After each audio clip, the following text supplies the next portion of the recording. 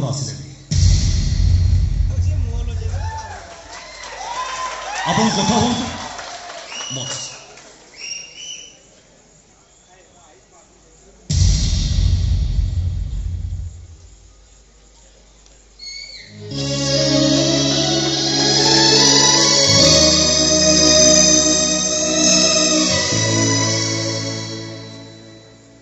Doctor madam कहले आपण को मो सहित कथा हेल्ला इच्छा कर कथा कहतु नहीं बस तुमको कृतज्ञता चाहिए तुम विषय किसी जानवाई इच्छा से डाक्तर बाबू को अनुरोध कर मोर भी आपण विषय जानवा को बहुत इच्छा थिला किंतु चुक्ति अनुसार मु नीरव थिली।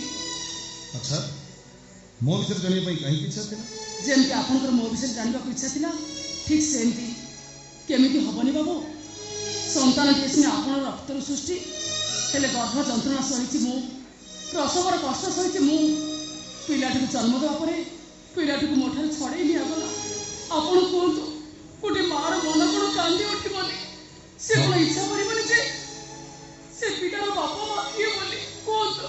हाँ तुम ठीक कह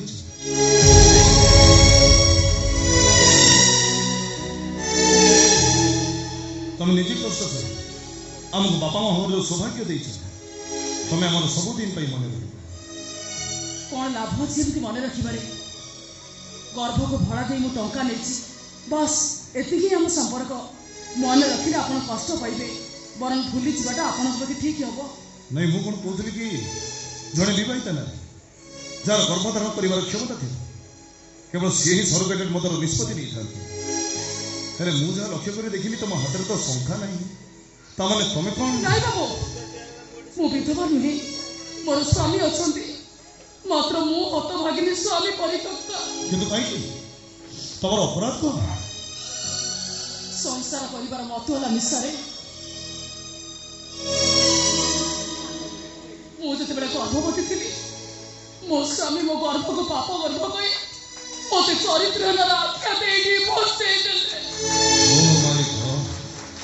तुम पेटे से छुआटा पिलाटी जन्म दे तारी आश्रय बंचा इच्छा करी विधाता दाऊ साजिला गोटे नर राक्षस जी मो परित्यक्त स्वामी शत्रु मो गर्भ को आघात दे मो गर्भर पिलाटा को से नष्ट करदेला सबुआड़ असहाय होगली केवल परिवार आर्थिक अवस्था दूर करने मोर सरोगेटेड मदर भूमिका सदर बहुत ट्राजेडी तुम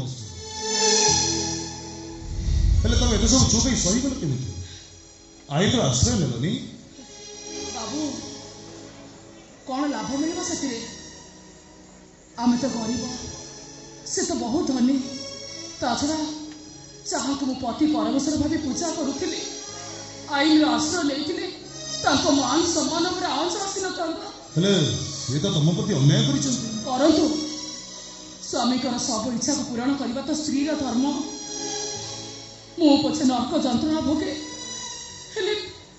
मन में भी कष्ट देवा चाहे शास्त्र अच्छी स्वामी निंदा नरके बास मु पछे रास्ता कड़े कौटी पढ़ी मरी जाए सुखरे तबे तो चाहिए उधर विवाह कर सेमिति प्रस्ताव मो पाखक आसी मात्र मुझे प्रस्ताव को ग्रहण करें कहीं विवाह करने ना मो मन अच्छे आग्रह ना अच्छी उत्कंठा तुम के विवाह कर भविष्य को किए देखी बाबू किंतु वर्तमान को नहीं मुझे कहबी जदि रास्ता घाट में कौड़ी पड़ी मरी जाते मत शांति मिल अरे नहीं ठीक अच्छा जदि तुम परित्यक्त से भूल बुझीपारी तुमको जब पुणी थे स्त्री भाव में स्वीकृति नहीं बाबू मुझे को हाथ जोड़ुची सेमिति कथा आप मन को आणतु निजर स्त्री थाऊ गोटे परित्यक्त स्त्री को आउ थे पत्नी कर रखिए तार गोटे लज्जा अपमान अच्छी कि नहीं हाँ तुम ठीक मु तो मो कथा सब कही सारी एथर मुझे रुह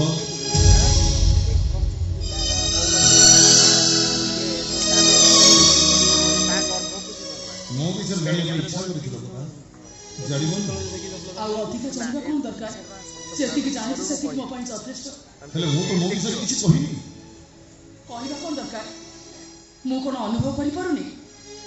ସ୍ୱାମୀ ପରିତ୍ୟକ୍ତ ହେଲି ବୋଲି ଦେହ ମନ କ'ଣ ମୋର ସବୁ ପଥର ପାଲଟି ଯାଇଛି। ତାହେଲେ ମୋ ବିଷୟରେ ତମେ କ'ଣ ଅନୁଭବ କଲ? ଆପଣ ଜଣେ ସୁନ୍ଦର ମଣିଷ,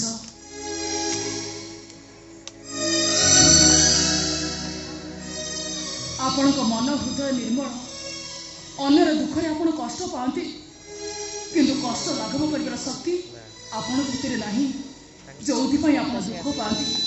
ବାସ୍, ମୋ କଥା ସରିଲା, ମୁଁ ଏଥର ଆସୁଛି। ଆଉ ଟିକେ ରୁହ।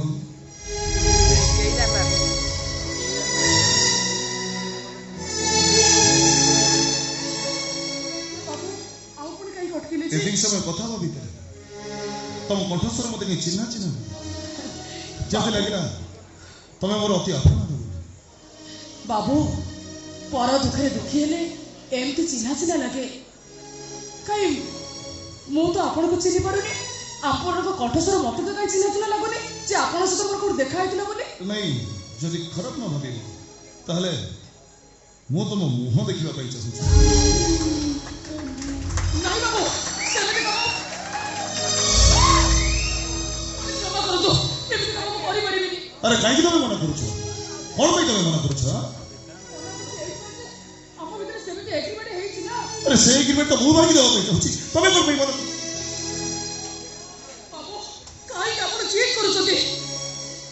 ଆପଣ ମୋ ମୁହଁ ଦେଖି ସାରିଲା ପରେ ମୋର ଇଚ୍ଛା ହବ ଆପଣ ଠିକଣା ଜାଣିବାକୁ, ଆଉ ଠିକଣା ଜାଣି ସାରିଲା ପରେ ଗୋଟିଏ ମାର ମନଟା କାନ୍ଦି ଉଠିବ ତା ପିଲାକୁ ଦେଖିବାକୁ। ବାବୁ, ମତେ ବାଧ୍ୟ କରନ୍ତୁନି, ମୁଁ ପାରିବି। ଆଉ ଯଦି ସେ ସୁଯୋଗ ମୁଁ ତମକୁ ଦିଏ?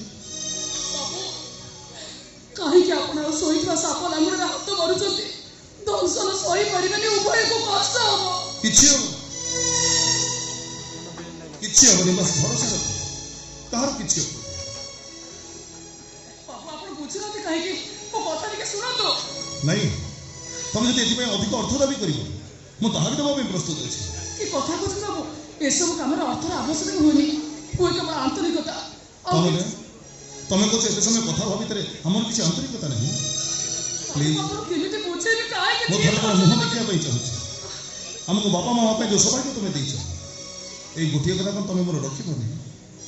ଯଦି ତମ ମୁହଁ ମୁଁ ନ ଦେଖିବି ମତେ ବିଶ୍ୱାସ କର, ମୋ ମନରେ ବହୁତ ବଡ଼ ଅବଶୋଷ ରହିଛି। ମନା କର। ଠିକ ଅଛି, ଯଦି ଆପଣଙ୍କର ଏତେ ଚିଟ୍, ତାହେଲେ ଦେଖନ୍ତୁ, ଚିଠି ନିଅନ୍ତୁ କିଏ ସରବେଟାର ମତ।